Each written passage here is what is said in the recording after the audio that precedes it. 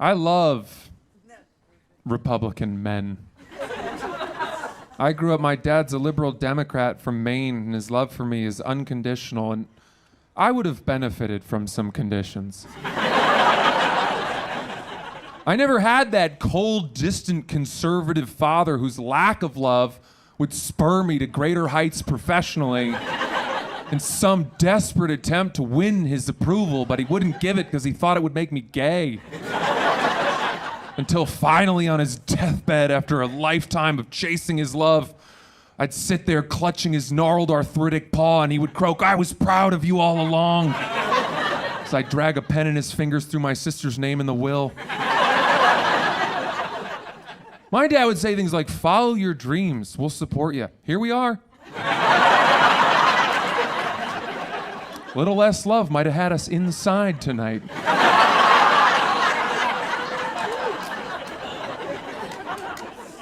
My dad read to me late in life when I was entirely literate myself. But we hadn't finished the last Harry Potter book, which is 750 pages. My dad read it to me out loud. I was 17 years old. Took an entire summer in a hammock. I mean, that's incest. I don't know what else to call it. But I recently entered this heterosexual marriage. And I've gotten into guys a little bit. I don't know, didn't see that coming. I know I'm not supposed to admire women anymore, so I just pivoted to men, and here we are, I'm pointing them out left and right. Too much, she's trouble. But I like these guys, I like these real, certain of their masculinity men, just barreling forward, you know? Cigarette after breakfast, dollar coffee from the deli. They won't eat sushi because they're still bitter about Pearl Harbor. They lose money on the Packers every weekend. I love these guys. I like watching them work. My neighborhood in New York, constantly under construction. They get going at 10 in the morning, breaking ground, knocking on the devil's door. And I want them to love me more than anything else. But they hate me. Because when they're operating heavy machinery in the bitter cold, I'm out there walking our French bulldog, which is barely a dog. It's a mutant abomination of fucked up breeding science with its permanently deviated septum face. Can't really breathe around the folds of skin that are suffocating his inadequate nostrils, so I have to pour water on his breakfast so he doesn't choke on his own food. But he can't pace himself, so he just waterboards himself with mushy kibble, like ar ar ar.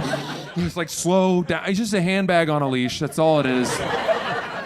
Drinking my iced oat milk latte out of a mason jar and wearing my bike helmet because it's a hard hat area. How we doing, boys? You working hard or hardly working? Got my fingers in the fence, like, wow. It's going up fast.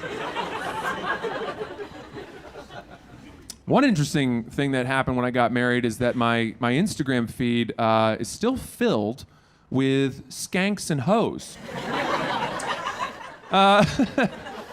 Earth to skanks and hoes, not interested anymore. I'm a one-woman man now, thank you very much. That's right, I'm immune to your siren spells. Why don't you just pack up your boobs and butts and get on out of here? Bitch. That's right, trying to sway me from the path of righteousness? No, thank you. Where's your father? Talk to him. What's his Instagram, is what I'd like to know.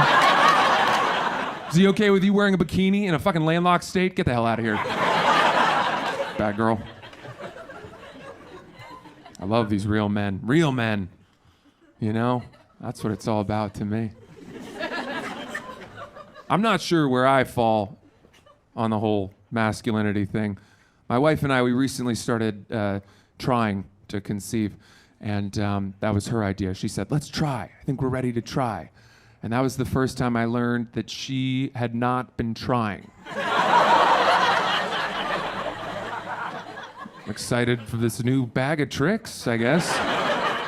Also the first time I learned she thinks I have more to give. As in, oh, we're ready to be parents. Ah, here's that 3 extra inches of penis I've been holding back for a rainy day. What a relief. to finally stretch out in the deeper, darker recesses of your vaginal canal as we form a family together. I have nothing left, and I'm troubled by this process. I was told my whole life the man's part in the conception of a child was minimal. And yet all of a sudden, my sperm is worth more than saffron. She can't get enough. 4 days of the month, she's ovulating. I'm on double duty. It's 2 days. I can handle the matinee load, but the evening load, there is no conviction whatsoever. I have to splint it in with my fingers. God help us if that becomes a child. It's going to be a Democrat. Thank you guys so much. I'm Francis Ellis. Good night, everybody.